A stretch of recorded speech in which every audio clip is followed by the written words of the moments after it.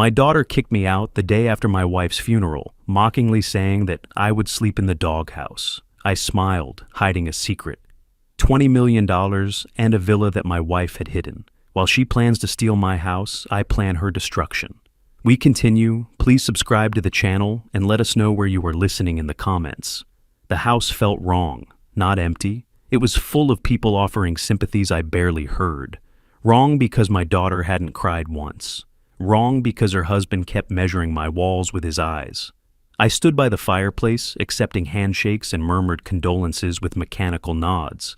40 years as a prosecutor had taught me to read people, to catch the small tells that revealed their true intentions.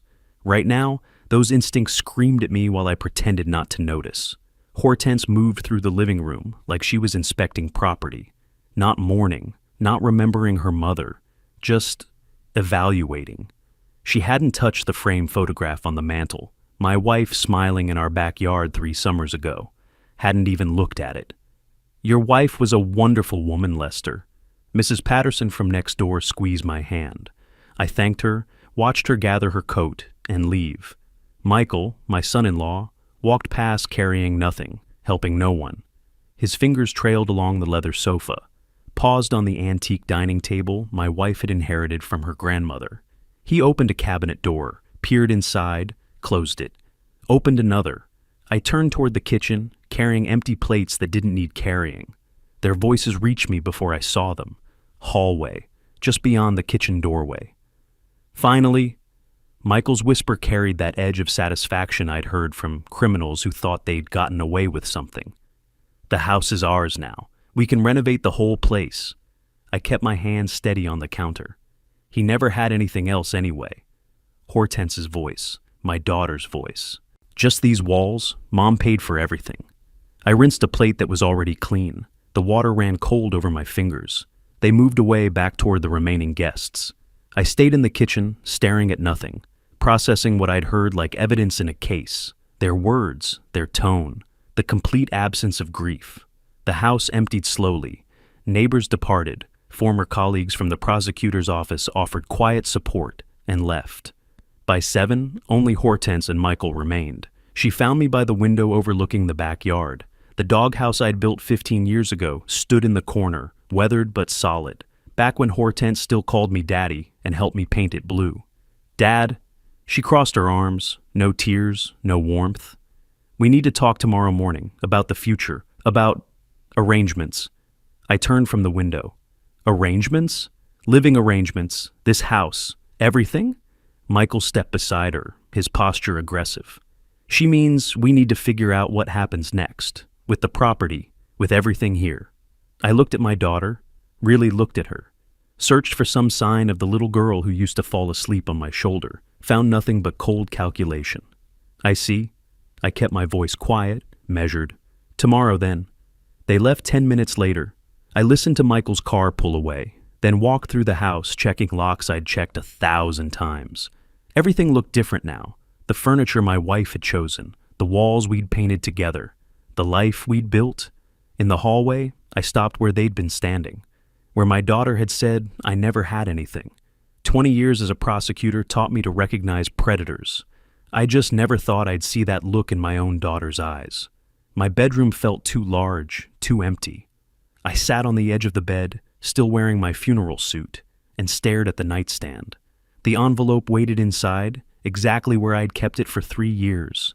My wife's voice echoed in my memory. We'd been sitting in this same spot, late afternoon light coming through the window. She'd held the envelope like it contained something precious and dangerous. "Lester, if something happens to me, don't open this until after the funeral." She'd grip my hand. "Until you see how things really are, then you'll understand why I kept this secret." What secret? Protection. She'd pressed the envelope into my hands. "For you." I'd promised. Hadn't understood, but I'd promised. Now I pulled open the nightstand drawer. The envelope lay there, my name written in her careful script. "For Lester, when the time comes." I turned it over in my hands, thick, heavy, something substantial inside. My daughter's voice played back in my head. "Just these walls." Michael's whisper. "The house is ours now." I should open it, should see what my wife wanted me to know. Instead, I placed it back in the safe behind the closet panel. Tomorrow I'd face whatever Hortense planned, whatever claims she thought she could make. Let her show her cards first. Let her believe she'd already won. Then I'd decide what to do. I lay back on the bed, still fully dressed, and stared at the ceiling. Sleep wouldn't come. My mind replayed the day, the funeral, the reception, the overheard conversation, the look in my daughter's eyes when she talked about arrangements. Outside, a car passed on the street. The house settled around me, familiar creaks and whispers. The same sounds I'd heard for decades, sounds that used to mean home. Now they meant something else.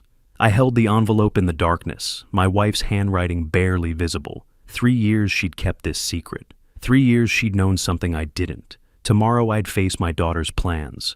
Tonight, I'd let her believe she'd already won. I woke to the sound of drawers opening in rooms that weren't mine anymore. For a moment, I forgot where I was. Then I remembered my own bedroom, the day after my wife's funeral, and my daughter was taking it from me, 7 in the morning. Gray light filtered through the curtains. I'd slept maybe 2 hours, still wearing yesterday's clothes, and now someone was moving through my house. I sat up, listening. Footsteps in the hallway, something heavy being dragged across the living room floor. Voices, Hortense and Michael, speaking in normal tones, not whispering anymore. I stood, crossed to the door, opened it.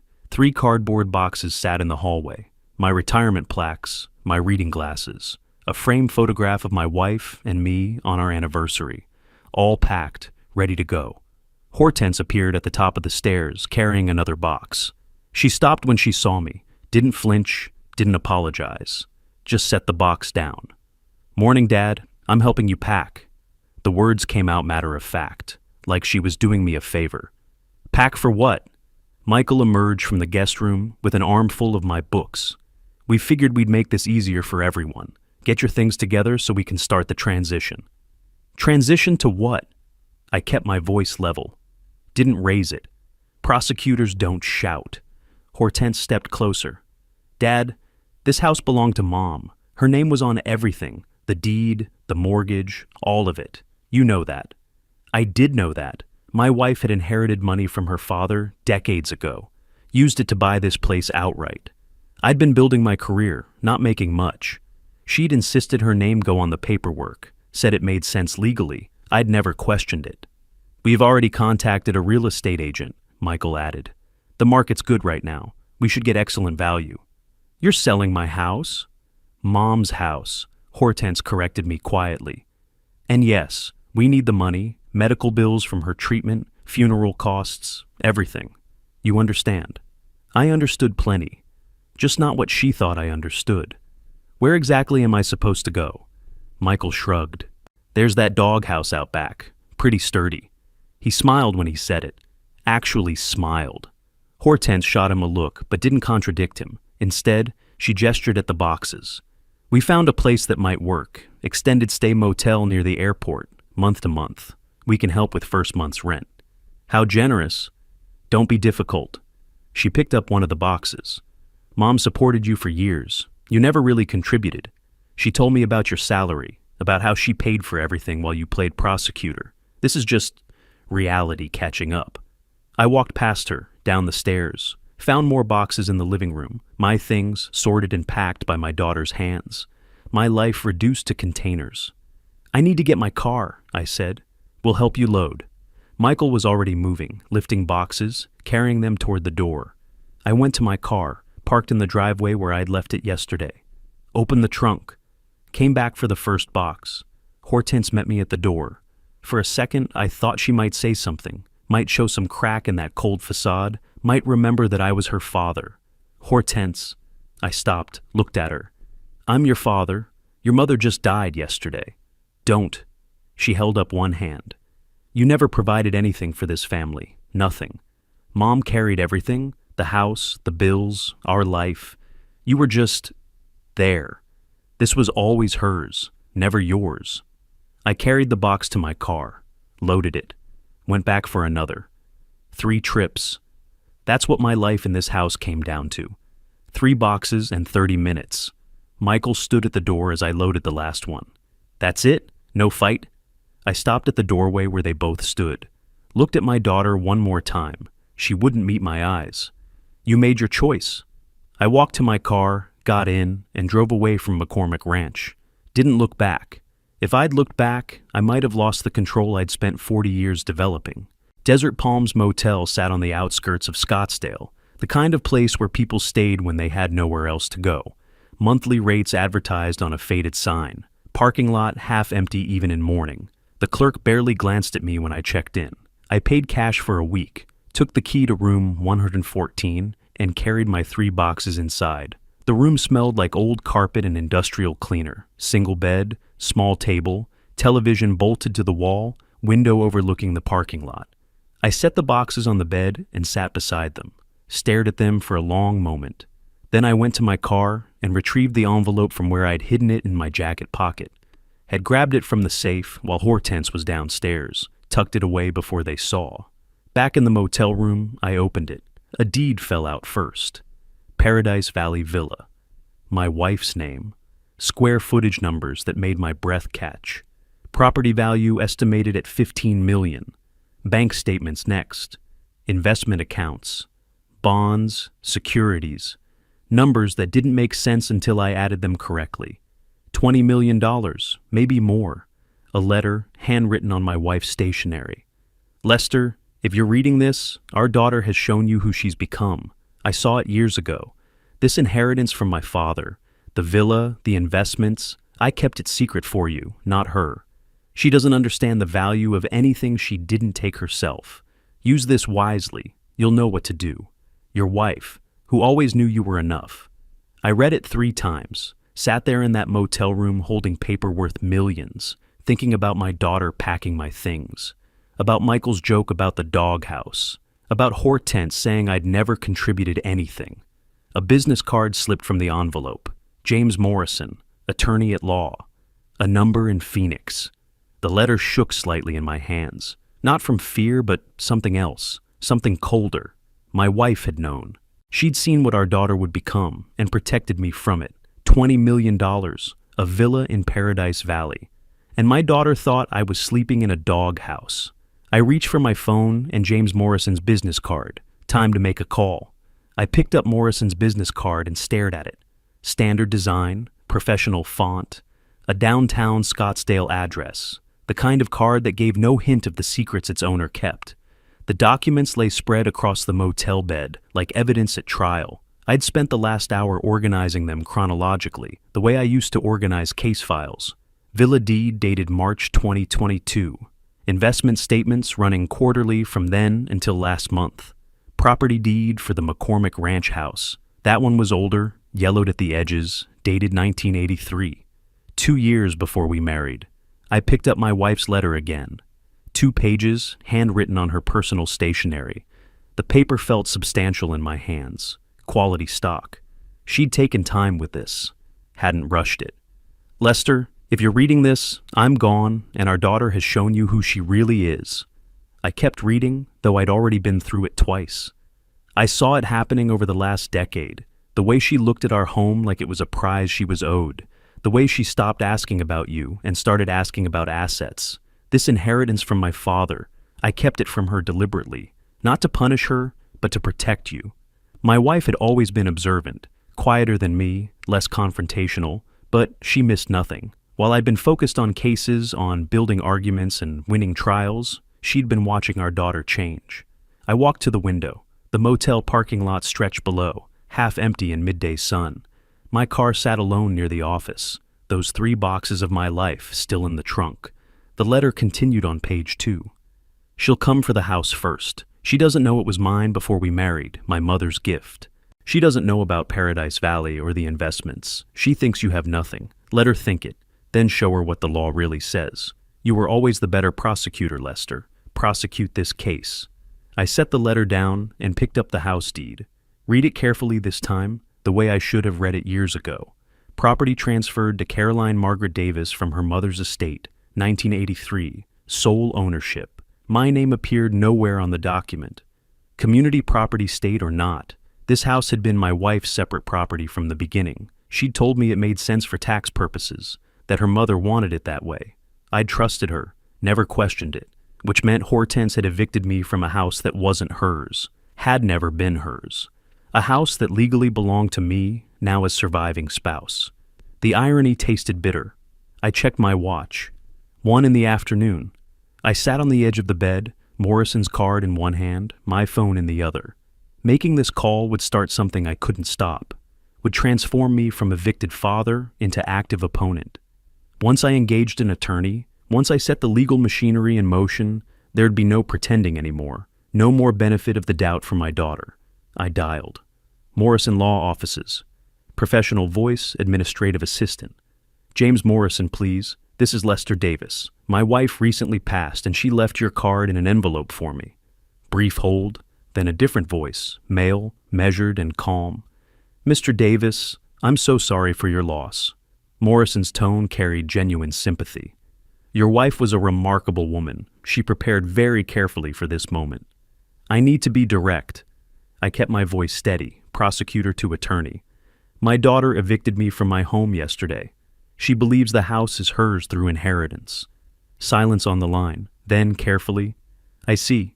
Mr. Davis, did your wife explain the property ownership to you? Not until now. The envelope contained several surprises. I imagine it did. Morrison paused. We should meet immediately. Tomorrow morning, 10 o'clock at my office. Bring all the documents your wife left you. And Mr. Davis. Don't contact your daughter or inform her about any of this. Not yet. Understood. I glanced at the papers spread across the bed.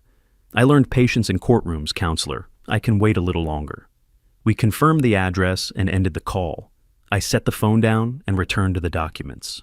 The villa deed caught my attention again. $8 million. Paradise Valley, one of the wealthiest zip codes in Arizona. Property my wife had owned for 3 years without telling me. Not because she didn't trust me, because she did. She'd known what our daughter would do, had seen it coming while I was still making excuses, still hoping Hortense would outgrow whatever phase she was in.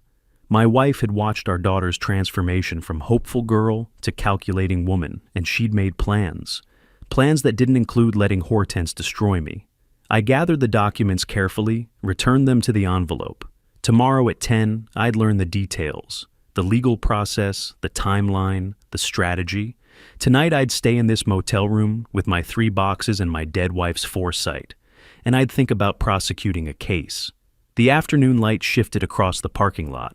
Somewhere across town, Hortense and Michael were probably settling into my house, their house, in their minds. Maybe planning renovations, maybe already measuring for new furniture. Let them plan. Let them celebrate. Let them believe they'd won. My wife's words echoed, prosecute this case. 20 years as prosecutor. Hundreds of cases, thousands of hours building arguments, finding weaknesses, presenting evidence. I knew how to build a case, knew how to wait for the right moment. The difference was, I'd never prosecuted family before. I set the envelope on the nightstand beside Morrison's card. Tomorrow would begin the process. Forms would be filed. Wheels would turn. Legal machinery grinding toward an inevitable conclusion. My daughter thought she'd taken everything. She didn't know that everything she thought she'd taken had never been hers, had never even been mine, technically, had been my wife's gift to me through her absence. I lay back on the motel bed, fully clothed, staring at the ceiling, wondered what Hortense would say when she realized, when she understood that her mother hadn't just died, had left final instructions, final judgment. Tomorrow at 10. I closed my eyes, didn't sleep, just waited. I woke before the alarm. The motel room was dark, but I'd already been awake for an hour, watching the ceiling, reviewing everything I knew. At 10, I'd meet the attorney. By noon, I'd know if the law was truly on my side, or if my wife's careful planning had somehow missed a detail that would let my daughter keep what she'd taken. I showered, dressed in the one suit I'd packed, navy blue, professional, the same suit I used to wear to closing arguments. It still fit, though the collar felt looser than I remembered. Morrison's office occupied the 3rd floor of a steel and glass building in the downtown Scottsdale. The lobby directory listed him as specializing in estate planning and probate. Good. Meant he knew the territory. The elevator ride felt longer than 3 floors. His receptionist smiled when I gave my name. Mr. Davis, Mr. Morrison is expecting you. Go right in. The office had floor-to-ceiling windows overlooking Scottsdale Road.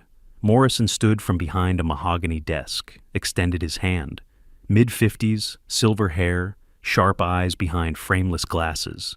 The kind of eyes that had read thousands of documents and caught every discrepancy. Mr. Davis, thank you for coming. His handshake was firm. Please sit. I settled into the leather chair across from his desk, set the envelope on my lap. Before we begin, Morrison said, I want you to understand that your wife and I spent considerable time on her estate plan. She was very specific about her wishes and very concerned about protecting you. She succeeded. I opened the envelope, spread the documents on his desk. I assume you recognize these. Morrison examined each paper carefully, nodded. I drafted the will myself, witnessed the signing. Your wife was meticulous. Tell me about the house. He pulled a file from his drawer. The McCormick Ranch property was your wife's separate property, acquired before your marriage through her mother's estate. In Arizona, separate property remains separate unless explicitly converted to community property. Your wife never made that conversion, which means, as her surviving spouse and sole beneficiary under her will, the house is yours, legally, unquestionably. The words settled between us, simple, clear, final. My daughter evicted me 2 days ago. Morrison's expression didn't change, but his pen stopped mid-note. She had no legal authority to do so. The house wasn't hers to claim. She didn't know that. Most people don't understand separate property law. Morrison leaned forward. Here's what happens now. We file probate paperwork with Maricopa County Superior Court. Standard process, 3 to 4 months typically. During that time, we also file an eviction notice against your daughter and her husband. They're unlawful occupants of your property. I absorbed this. How long before they have to leave? Arizona law requires 60 days notice for residential eviction. We file, they receive notice, the clock starts. If they don't vacate voluntarily, we go to court. Given the circumstances, you'll prevail easily. What about the villa, the investments? Morrison opened another folder. The Paradise Valley property and associated accounts were also your wife's separate property, inherited from her father in 2022. She established clear beneficiary designations, naming you as sole inheritor. No complications there either. $8 million villa. Current appraisal. He slid the document across. $20 million in investment accounts, conservatively managed. Your wife was quite wealthy, Mr. Davis, and she made absolutely certain that wealth would come to you, not your daughter. I sat back. The leather chair creaked slightly. Through the window, Scottsdale stretched out under clear Arizona sky. Somewhere in that sprawl, Hortense was living in a house that wasn't hers, dreaming of money that would never come. Why did she do this? I asked. Keep it secret? Morrison pulled out another document, handwritten notes in my wife's script, margin comments on a draft of her will. She left instructions for me to share these if you asked. He turned the pages toward me. Your wife observed your daughter's behavior over several years, documented incidents. She believed, and I quote, Hortense has learned to take rather than earn. If she knows about this inheritance while I'm alive, she'll demand it immediately. She'll waste it. She'll hurt her father with it. The words stung, but didn't surprise me. Not anymore. Morrison continued. Your wife wanted you protected and wanted her assets preserved. She structured everything to ensure that outcome. She was quite brilliant about it, actually. What do I need to do? Sign representation papers. Give me authority to file probate and eviction proceedings. Then wait while the process unfolds. Morrison pulled out prepared documents. I'll file everything this week. The court paperwork will be served to your daughter within 7 days. She'll realize then what she's actually dealing with. I reviewed the papers, standard representation agreement, retainer terms, court filing authorizations. Everything clean and proper. What will she do? I asked. When she finds out? Morrison capped his pen. In my experience, Mr. Davis, people who take things they don't deserve rarely accept losing them gracefully. Expect a fight. I signed the documents, one after another, each signature a step forward, away from victim and towards something else, something harder. Morrison collected the papers, filed them in a folder labeled Estate of Caroline Margaret Davis. One more thing, I said. The villa. When can I see it? Technically, after probate closes. Practically whenever you want. Your wife left you the keys and security codes in her safe deposit box. I have them here. He handed me a small envelope. Inside, 2 keys and a card with handwritten numbers. The address is on the deed. It's quite remarkable. Morrison stood, walked me toward the door. Your wife left detailed instructions about the property. She wanted you to have somewhere peaceful, her word.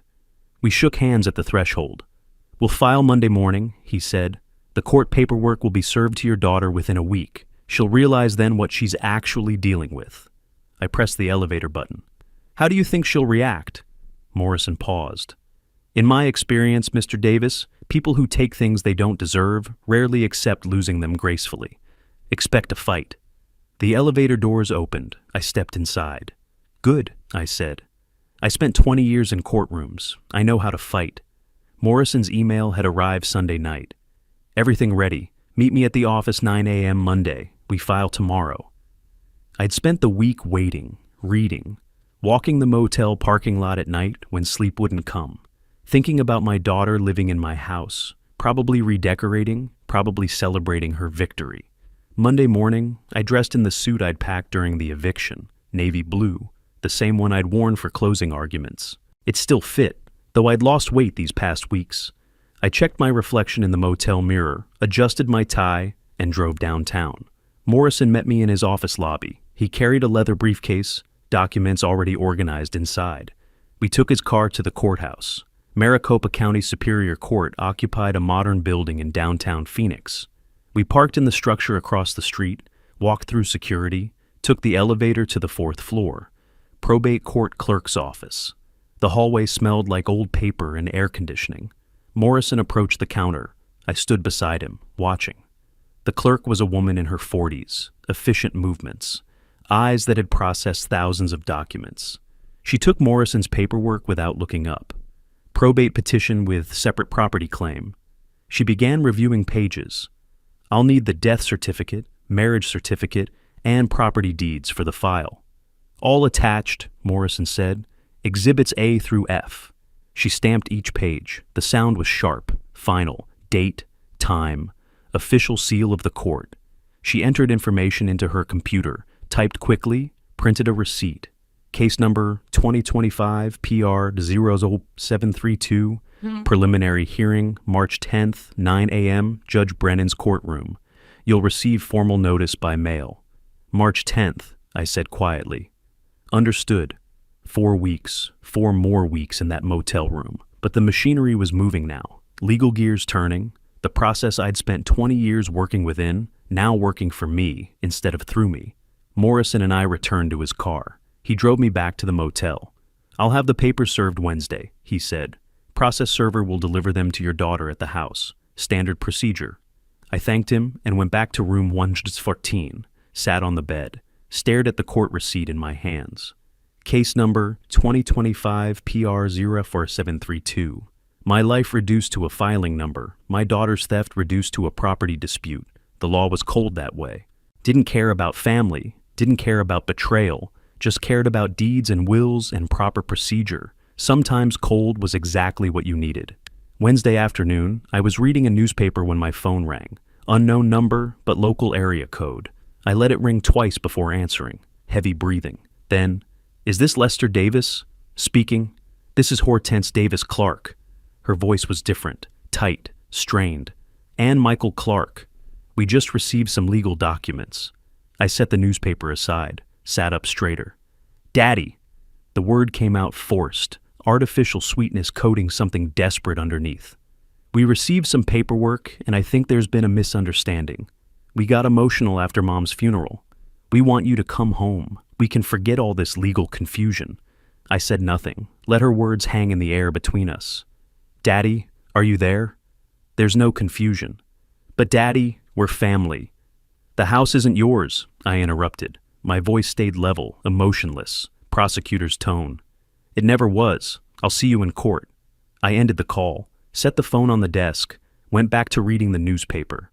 It rang again 30 seconds later, her name on the screen. I didn't answer. It went to voicemail. She called twice more that evening. I ignored both calls. Thursday morning, Morrison called.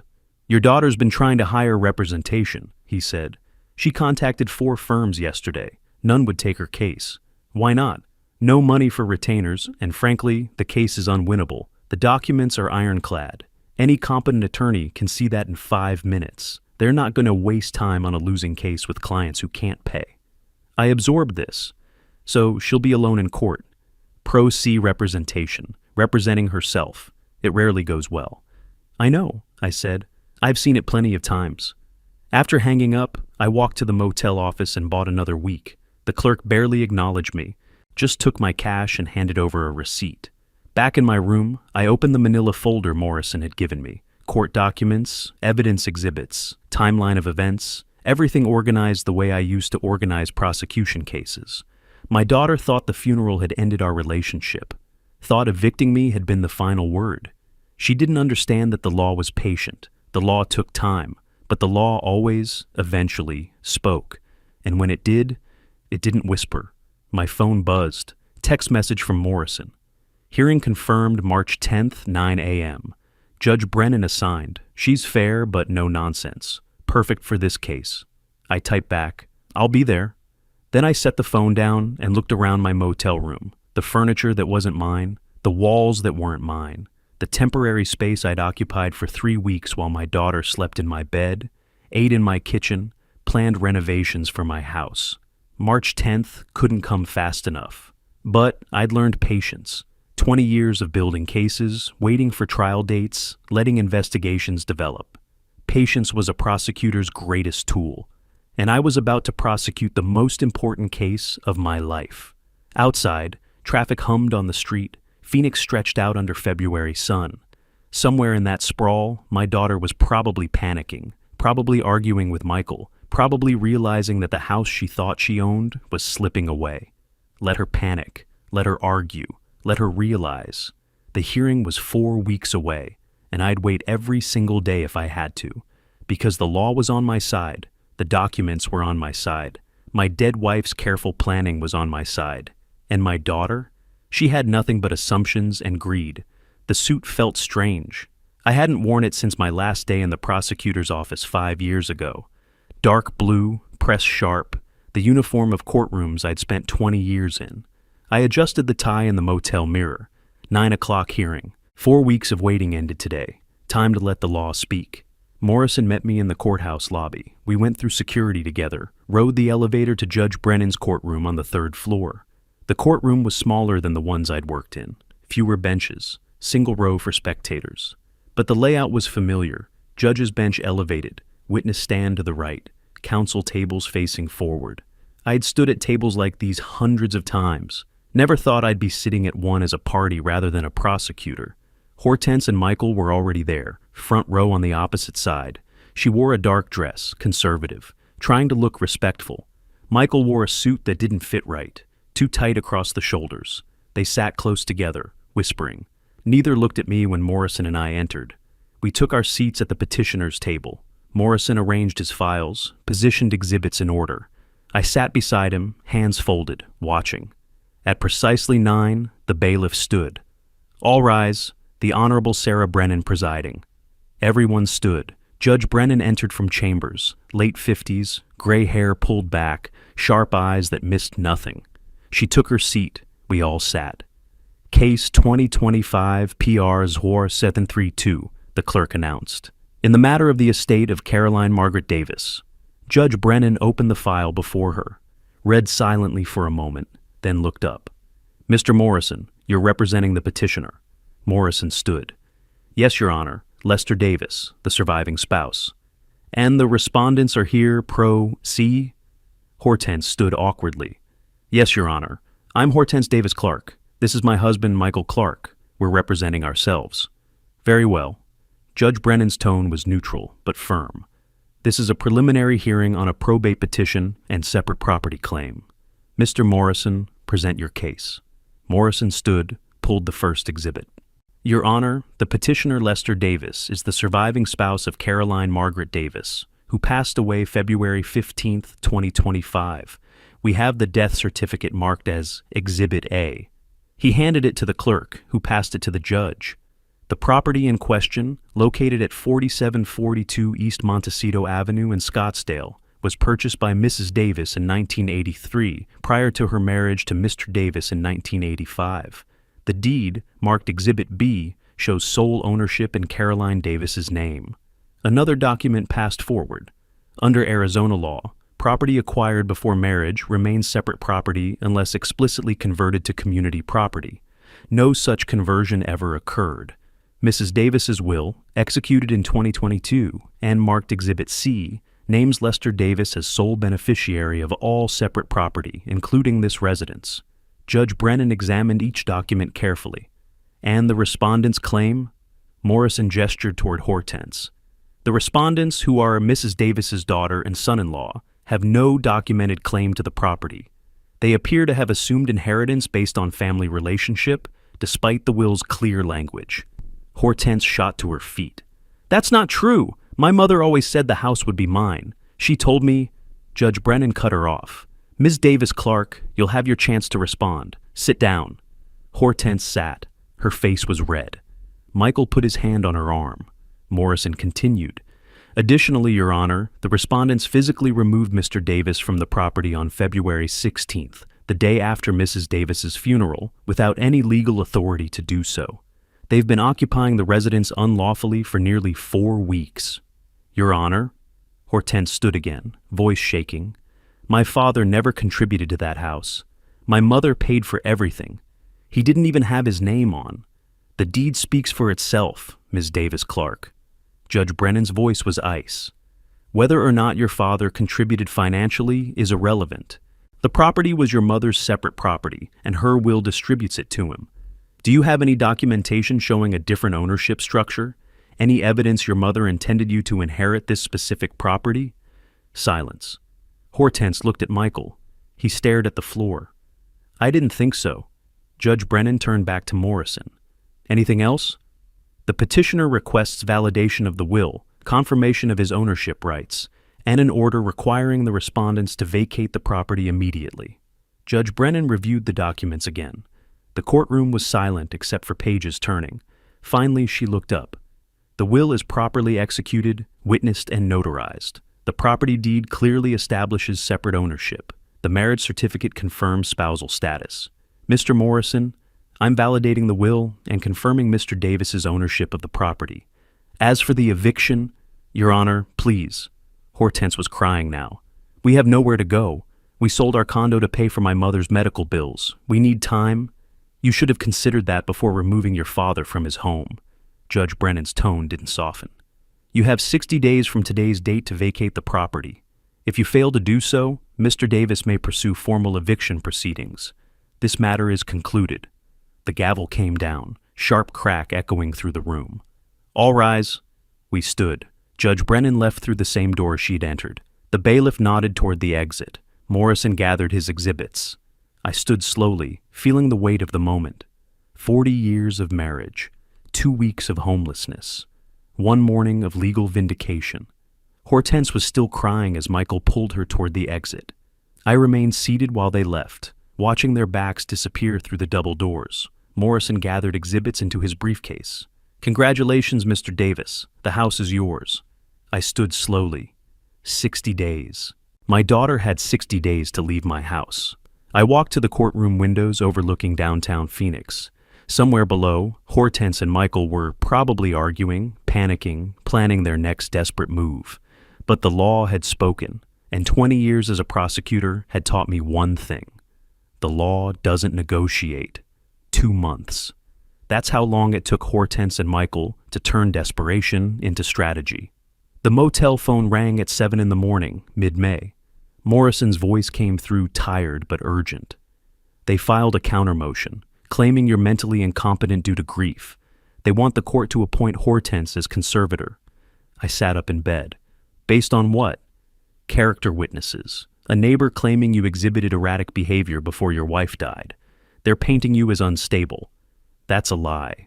"I know, but Judge Brennan ordered a psychological evaluation before the eviction can proceed. Preliminary hearing is set for May 15th. We need to be prepared." I dressed carefully that morning. The suit felt familiar now. I'd worn it to every court appearance. Navy blue, professional. The armor of someone who'd spent 20 years in courtrooms and knew how they worked. Morrison met me outside the courthouse. We walked in together, through security, up to Judge Brennan's courtroom. Hortense and Michael were already there with their new attorney, a man named Richard Stone, cheap suit straining across his middle, briefcase that looked like he'd bought it yesterday. Stone was a fighter. Desperate clients hired fighters. All rise. Judge Brennan entered, took her seat. We all sat. Case 2025 PR 004732 continued hearing regarding eviction order. The clerk's voice echoed in the small courtroom. Counter motion filed by respondents. Stone stood. Your Honor, we're requesting postponement of the eviction order pending psychological evaluation of the petitioner. We have evidence suggesting Mr. Davis was not of sound mind when he initiated these proceedings. Morrison objected. Your Honor, this is a transparent delay tactic. I'll hear the evidence, Mr. Morrison. Judge Brennan's tone was neutral. Mr. Stone, present your witness. A woman I'd never seen before took the stand. Eleanor Shaw, early 60s, nervous hands, eyes that wouldn't quite meet mine. Mrs. Shaw, how do you know the petitioner? I'm his neighbor. I live 3 houses down from him on Montecito. That was already a lie. I'd lived on that street for 40 years. Never seen this woman, Stone continued. Did you observe anything unusual about Mr. Davis's behavior in the months before his wife's death? Yes. Her voice wavered. I saw him several times, late at night, walking in his yard in his nightclothes, talking to himself. It was concerning. Morrison was on his feet. Objection, foundation. Has this witness been qualified as having expertise in mental health assessment? Sustained. Mrs. Shaw, just tell us what you observed, not your interpretation. But the damage was done. The seed was planted. Morrison's cross-examination was surgical. Mrs. Shaw, you say you live 3 houses down? Yes. On Montecito Avenue? That's right. Morrison pulled out a document. This is a property map from Maricopa County records. Can you point to your house? Shaw's face went pale. She couldn't. That's because you don't live on Montecito Avenue, do you? Morrison produced another paper. According to your driver's license, which you provided in your witness affidavit, you live on Maple Street, 3.2 miles away. Stone objected. Judge Brennan overruled. Furthermore, Morrison continued, your LinkedIn profile shows you worked with Hortense Davis Clark from 2019 to 2021. You're not a neighbor. You're a former coworker lying under oath. The courtroom went silent. Judge Brennan's expression hardened, but she was cautious, careful. Mr. Davis, I'm ordering a psychological evaluation. Not because I believe these allegations, but because they've been raised and I want them definitively addressed. We'll reconvene May 25th at 10 a.m. Morrison started to object, but I touched his arm. Let it go. Let them waste their time. I knew what the evaluation would show. That afternoon I sat in Dr. Sarah Mitchell's office completing cognitive assessments on a tablet. Pattern recognition, memory recall, problem solving. She asked careful questions about my emotional state. How are you coping with your wife's death? Sad? I kept my voice even. Angry at certain people, but functional. I understand what's happening and why. Have you experienced confusion, memory problems, difficulty making decisions? No. If anything, I'm thinking more clearly than I have in years. How so? Sometimes crisis forces clarity. You see people for who they really are. She made notes.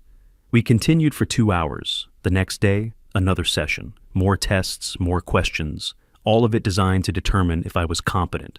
I'd spent 20 years evaluating witnesses, reading people, understanding what they needed to hear. This was no different. On May 20th, Morrison called. Dr. Mitchell's report came back. You're fully competent, excellent cognitive function, appropriate emotional responses, no evidence of diminished capacity. Good. The hearing is in 5 days. We'll present this and move for immediate enforcement of the eviction order. That evening I returned to the motel and found Michael waiting in the parking lot, leaning against my car, arms crossed, the posture of someone trying to intimidate. I parked 2 spaces away, got out slowly. My phone was already in my hand, recording app open, microphone pointing forward. You need to drop this lawsuit, old man. I kept walking toward my room. Or, what, Michael? He pushed off my car, followed me. Or, I make your life very difficult. I know people. People who don't ask questions. I stopped, turned to face him. Are you threatening me? I'm giving you advice. His voice dropped lower. Take it. He walked away, got in his car, left. I stood in the parking lot holding my phone, watching his taillights disappear. Then I spoke into the recording. May 20th, 7:15 p.m. Michael Clark just threatened me in the Desert Palms Motel parking lot. I forwarded the audio to Morrison, then to Scottsdale Police. Filed a report. 5 more days. 5 days until the hearing where this would end. I went inside, locked the door, and sat on the bed. Thought about my daughter hiring a woman to lie under oath. Thought about Michael threatening me in a parking lot. Thought about how far they'd gone to keep something that was never theirs. The evaluation proved I was competent. The recording proved they were desperate, and desperate people made mistakes. I just had to wait for the final one. May 25th arrived clear and hot. I dressed in my suit, drove to the courthouse, met Morrison in the lobby at 9. They're going to lose, he said. Badly. I know. We took the elevator to Judge Brennan's courtroom. Hortense and Michael were already seated with Stone. She looked exhausted, dark circles under her eyes. Michael's jaw was tight, his hands clenched into fists on the table. All rise. Judge Brennan entered. We stood, sat, waited. Case 2025 PR 00432, final hearing on eviction enforcement. Her voice was crisp, efficient. Mr. Morrison, present your evidence. Morrison stood, pulled out documents. Your Honor, Dr. Sarah Mitchell's psychological evaluation completed May 18th. He handed it to the clerk, who passed it to the judge. Judge Brennan read silently. 2 minutes, 3. Then she looked up. The report is unequivocal. Mr. Davis demonstrates full mental capacity, excellent cognitive function, appropriate emotional responses. The court finds no basis for the incompetency claim. Stone tried to object. Judge Brennan cut him off. Furthermore, the witness testimony from Mrs. Eleanor Shaw has been revealed as perjury. She'll be referred to the district attorney's office for prosecution. Hortense grabbed Stone's arm, whispered something urgent. He shook his head. Additionally, Judge Brennan continued, the court has received a police report filed May 20th regarding threats made by respondent Michael Clark against the petitioner, including an audio recording of those threats. She looked directly at Michael. Mr. Clark, stand up. He stood slowly, face flushed. Your behavior constitutes witness intimidation. I'm adding contempt of court charges and referring this matter to the district attorney as well. Your Honor, Stone began, I'm not finished. Judge Brennan's tone could have cut glass. This case involves clear property ownership, unlawful eviction, attempted fraud, and witness intimidation. The evidence overwhelmingly favors the petitioner. She paused, looked at her notes, then back up. The defendants are ordered to vacate the property at 4742 East Montecito Avenue by May 28th at 5 p.m. That's 72 hours from now. Defendants will pay plaintiff $8,500 in restitution for property damage and items sold without authorization. I'm referring all criminal matters, perjury, fraud, and intimidation, to the Maricopa County District Attorney's Office. The gavel came down. Michael exploded from his chair. This is complete. Sit down, Mr. Clark. He didn't sit, took a step toward the bench instead. You can't just... 2 bailiffs moved fast, hands on Michael's arms, pulling him back. He struggled, shouted something I couldn't make out. They dragged him toward the door. Hortense was crying, reaching for him. Judge Brennan's voice cut through the chaos. Mr. Clark, you're in contempt. 30 days county jail. Bailiffs, remove him. The doors closed behind them. The courtroom went silent. Court is adjourned. Another strike of the gavel. Morrison gathered our documents. I sat still, processing. Victory felt less satisfying than I'd imagined. Not because I'd won, because of what winning meant. In the hallway, Hortense found me. Her face was blotchy from crying, makeup smeared. Dad, please, her voice broke. We can't do this. We have no money, nowhere to live. I looked at her, really looked at her. Tried to find my daughter somewhere in this desperate woman. You should have thought of that before throwing me out. I'm sorry, I was wrong. Please, give us a chance. A chance? The words came out colder than I intended. Like the chance you gave me 24 hours after my wife died? When you put my life in boxes on the lawn? We're family. No. I stepped back. We were family. You ended that. I walked away. Didn't look back. Morrison fell into step beside me. The restitution check will be processed within 10 days, he said. The eviction is enforceable immediately. We left the courthouse together, stood in the parking structure for a moment, neither of us speaking. Congratulations, Mr. Davis. Thank you. I drove back to the motel, sat on the bed, held the court order that proved the house was mine. The villa was mine. Everything was mine. Victory felt hollow. Not because I regretted fighting back, I didn't, but because winning meant accepting that my daughter had chosen greed over family. And there was no coming back from that. My phone buzzed. Text from an unknown number. You'll regret this. I knew it was Michael, forwarded it to Morrison, then to Scottsdale Police. Made another report. 72 hours. In 72 hours I could go home. But home wasn't the same place anymore. Couldn't be. Not after everything that had happened. Not after what my daughter had become. I lay back on the motel bed, court order still in my hands, and stared at the ceiling. Thought about 40 years of marriage, 3 months of homelessness, 1 morning of legal vindication, and wondered if justice was supposed to feel this empty. The deadline was 5 p.m. on May 28th. I arrived at my house, at 5:15, giving them no excuse to claim I was forcing early eviction. Morrison came with me, along with a sheriff's deputy to ensure peaceful transition. The front door was unlocked. Inside, the house was empty. Not empty of furniture, that was mine, and it remained. Empty of them. Their clothes gone, their personal items removed. The photographs Hortense had hung on the walls, pictures of her family, her accomplishments, her life, all taken down. Only nail holes remained. In the kitchen, a single note on the counter. 2 words in Hortense's handwriting. We're gone. The deputy walked through the rooms with me, checked for damage, found none. They'd followed the court order to the letter, left my property intact, removed only what was theirs. Looks like they cleared out clean, the deputy said. You need me to stay while you look around? No, thank you. I'll be fine. He left. Morrison stayed a few minutes longer, made sure I was settled. Then he left too, and I stood in my living room, in my house, legally mine, rightfully mine, and felt absolutely nothing. Not triumph, not satisfaction, just emptiness. I walked through the rooms, master bedroom, the bed we'd bought 40 years ago, still there. Guest room, untouched. Office, my desk, my books, my files. Kitchen, cabinet still half full of dishes we'd collected over decades. The house was mine, but it wasn't home anymore. Couldn't be. Too much had happened. Too much had been poisoned. I stood by the fireplace where my wife's photograph had been, where it should be.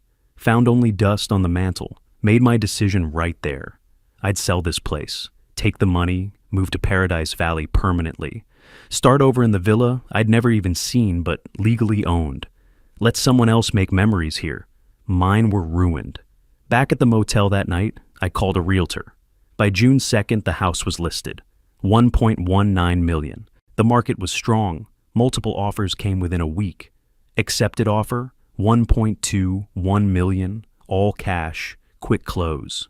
June 11th, I sat at a title company conference table signing papers. Stack of documents transferring 40 years of my life to strangers. Final signature. Title officer handed me a cashier's check. $1,147,328 after fees. I folded it, placed it in my jacket pocket, shook hands, and walked out. During those 2 weeks, Morrison kept me informed about Michael and Hortense. Michael's debt deadline passed June 1st, Morrison told me over the phone. The investors filed lawsuit June 2nd. By June 5th, he'd declared bankruptcy. Chapter 7. Complete liquidation. Everything, and his real estate license got suspended due to the fraud allegations. His career is finished. What about the restitution he owes me? You'll get pennies on the dollar, if anything. Bankruptcy discharges most of it. I don't need the money, I just needed justice. Morrison provided other updates. Hortense and Michael were renting a 1-bedroom apartment in a low-income area of Mesa. $1,100 a month. Hortense working as a cashier at a grocery store. Michael, unable to work in real estate, had taken a warehouse job. Their combined income barely covered rent and Michael's remaining debt obligations. The life they'd tried to steal had led to their complete financial ruin. I should have felt satisfied, should have felt vindicated. Instead, I felt tired. June 20th, an email arrived from Hortense. Subject line, "I'm sorry."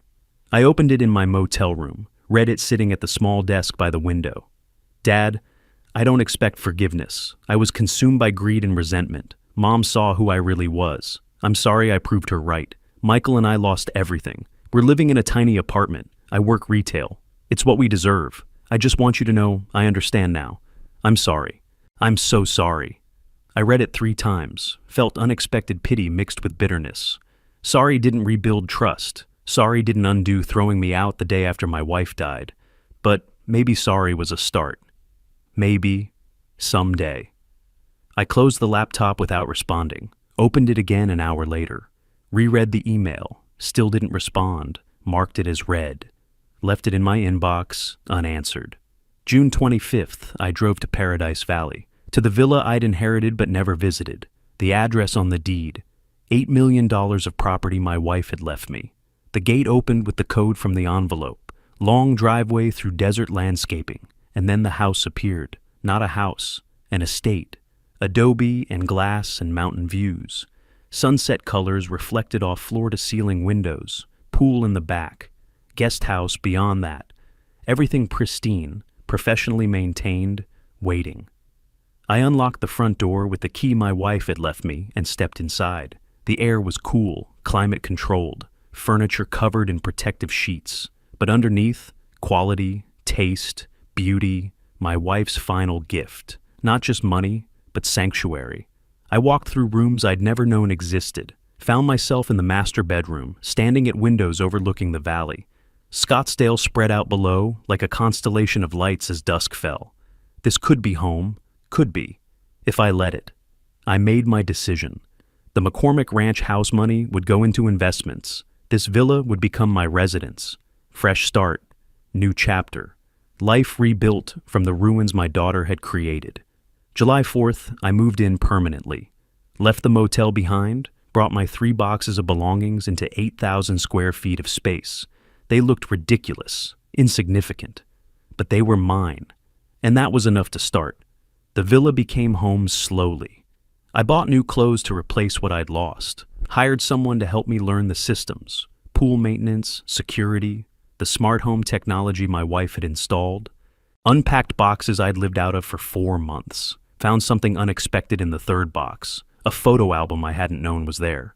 Must have grabbed it during the eviction chaos. Inside, pictures of Hortense as a child, 5 years old, gap-toothed smile, holding my hand at the zoo. 10 years old, helping me paint the doghouse blue. 16, graduation cap askew, hugging both her parents.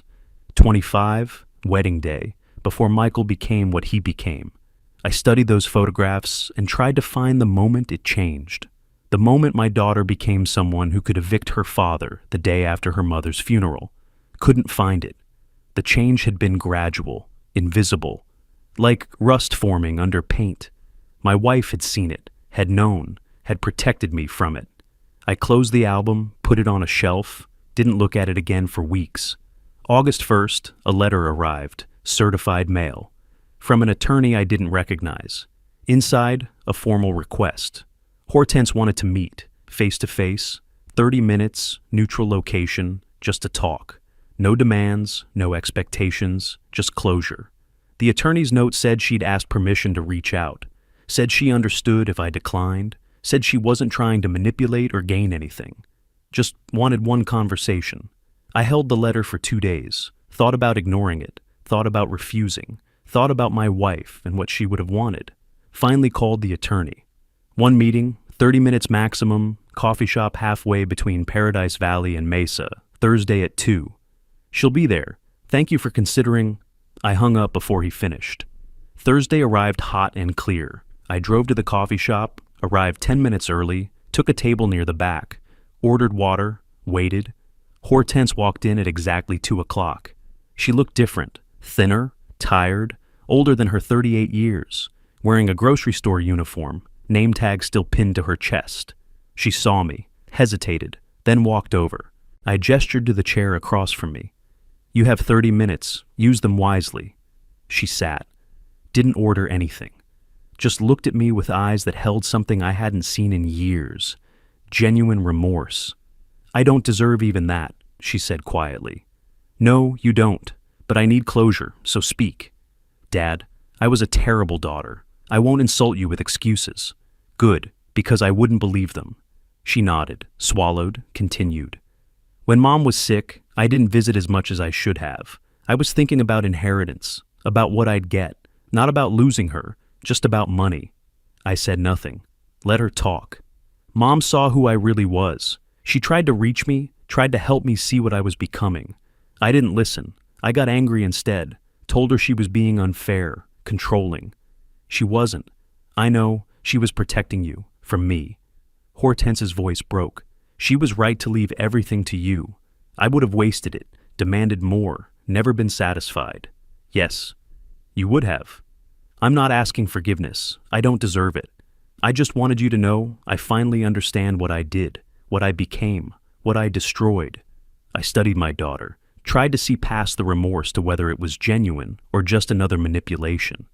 Your mother believed people could change, I said finally. I want to believe that too. Something like hope flickered in her eyes.